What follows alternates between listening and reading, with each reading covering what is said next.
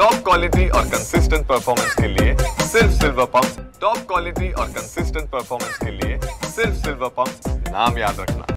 महाराष्ट्र शासनाने पारित केलेला जनसुरक्षा कायदा रद्द करण्याच्या मागणीसाठी छत्रपती संभाजीनगर शहरात काँग्रेसच्या पक्षाच्या वतीने जोरदार निदर्शने केली जात आहेत। आपण बघू शकता की काँग्रेसचे हे सगळे कार्यकर्ते जिल्हाधिकारी कार्यालयासमोर एकत्रित आले आणि त्यांच्याकडून ही जोरदार घोषणाबाजी केली जाते। या आंदोलनामध्ये काँग्रेसचे खासदार कल्याण काळे हे सुद्धा सहभागी झालेले, ते सुद्धा जिल्हाधिकारी कार्यालयासमोर घोषणाबाजी करत असताना आपल्याला पाहायला मिळत आहे। जनसुरक्षा कायदा रद्द करावा अशी मागणी यावेळी या सगळ्यांकडून केली जात आहे। सरकारच्या विरोधात जोरदार घोषणाबाजी सुद्धा केल्या जात आहेत। आपण खासदार कल्याण काळे यांच्याशी बोलणार आहोत।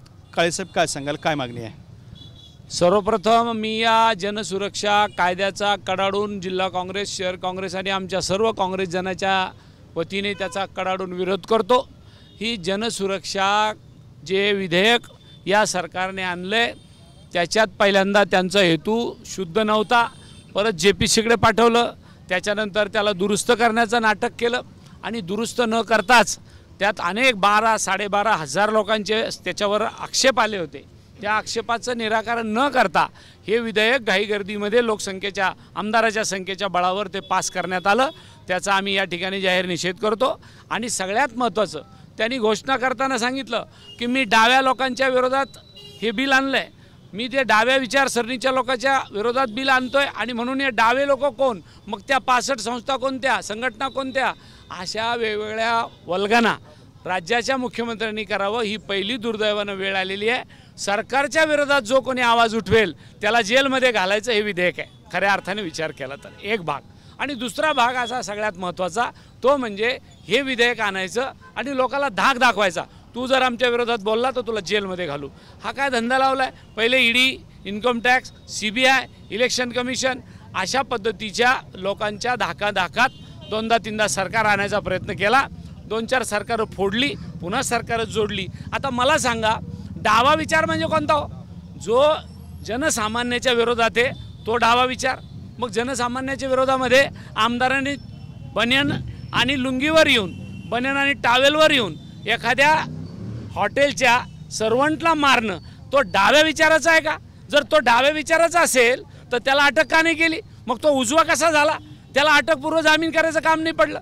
तो अदखलपात्र गुन्हा कसा केला? मग त्या आमदाराला जर डावे मोजता तर या कायद्याप्रमाणे त्याला जेलमध्ये का नाही घातलं? म्हणजे हा डावा आहे कुणाचा? हा कायदा केला कुणासाठी?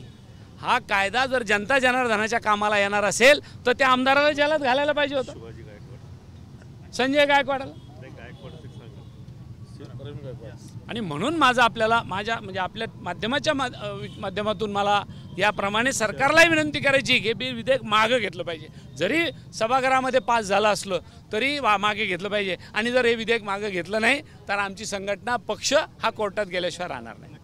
तर अशा पद्धतीने हे विधेयक मागे घ्यावं अशी मागणी करतायत। आपल्यासोबत शहर अध्यक्ष शेख युसुफ सुद्धा आहेत। भाई, तुम्ही काय सांगाल?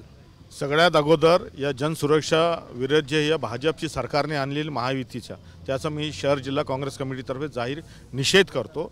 आणि आम्हाला सगळ्या या देशवासियांना कळलेले आहे की भाजप ह्या लोकशाहीचा विरोध आहे। डॉक्टर बाबासाहेब आंबेडकरांनी जे लिहिलेलं संविधान आहे या भाजपला मान्य नाही, म्हणून हे असे धंदे करत आहे। त्यांना दुसरे प्रश्न लई आहे देशामध्ये सोडण्यासाठी, या महाराष्ट्रामध्ये, पण त्यांच्याकडे या लोकांच्या गोरगरीब जनतेकडे त्यांचं लक्ष नाही। फक्त हे विधेयक आणायचं, संविधानाला धक्का पोहोचायचं, संविधान संपवण्याचं काम हे भाजप करत आहे, महायुती सरकार करत आहे आणि हे RSSचे लोक करत आहे।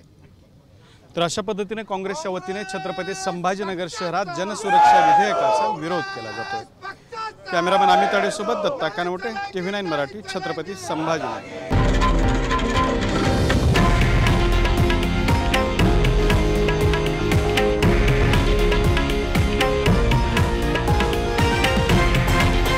हे आहे देशातील नंबर 1 न्यूज नेटवर्क आणि आपण पाहत आहात TV9 मराठी, एकमेव।